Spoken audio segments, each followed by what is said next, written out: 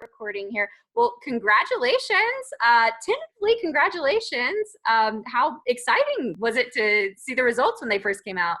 Well, sort of unbelievably good. You know, we were hoping for enough of a lead to know that it looks like we'll win.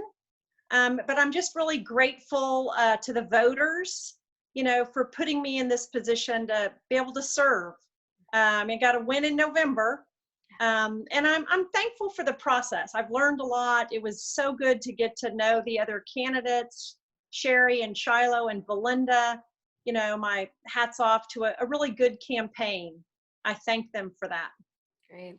So, as you go into the November election, just what are you really wanting to get out there to voters, wanting to focus on, and let them know about you? Well, I want them to know what a committed, you know, public servant I am, to represent folks all across Travis County, to Jonestown and Lago Vista, to, you know, Shady Hollow and downtown Austin, and Westlake and Lakeway, Great Hills. You know, it's north and south and far west. It's a big territory with lots of beautiful natural assets that we need to protect. But I think the thing on my mind after spending the day in the 100+ heat, and it's something I started my campaign talking about, is fire prevention. You know, we've precinct 3 probably, you know, I don't know if it's more than the eastern side, if not, but it's critical, the concern about protecting our homes and our businesses from fire. It's the beautiful part, you know, that in the trees, but it's hot and dry. Yeah, especially right now when you have triple digits day after day after day. And I used to, when I first came to KXAN, my beat that I covered was the Lake Travis area. So, you know, from Westlake way out into the hill country. And I worked closely with Commissioner Daugherty during that time, and lots of interesting things go on out there, and problems that you don't, you know, have in the city.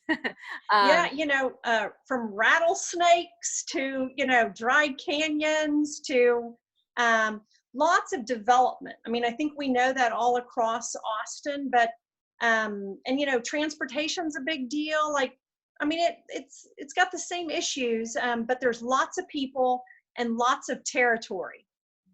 And I mean, that area is just really blowing up, growing, right? I mean, Mm-hmm. just covering the schools out there, and the traffic. It's just, I Mm-hmm. mean, how will that, you know, I don't know if you're looking at ways that would present opportunities, challenges.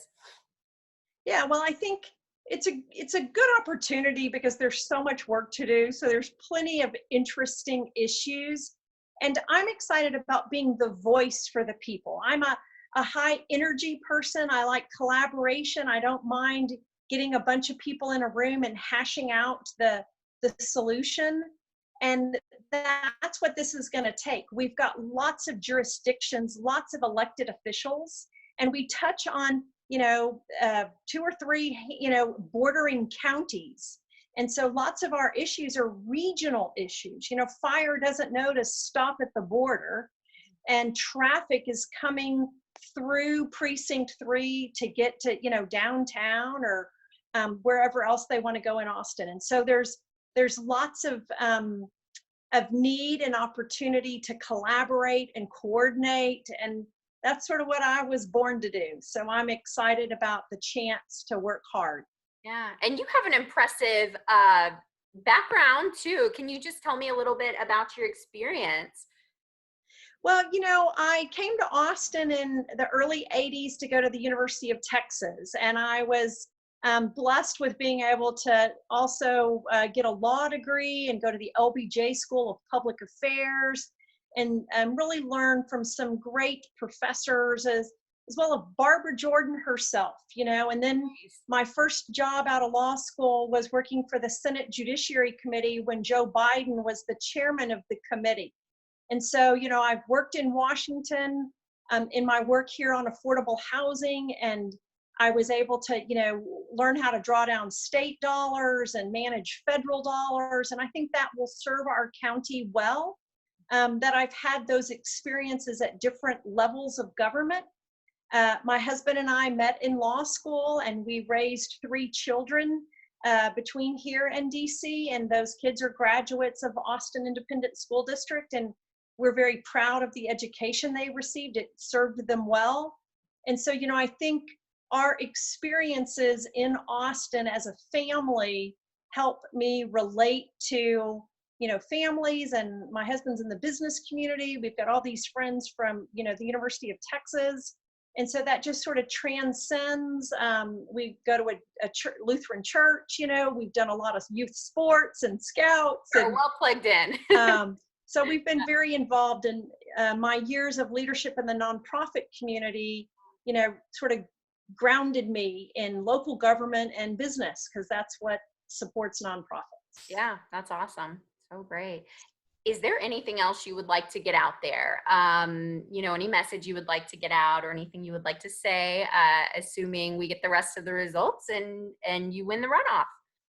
Well, I'm just grateful. When you start off on this kind of a path, you think it's the right thing for you to be doing. And, it's been a doozy of a year.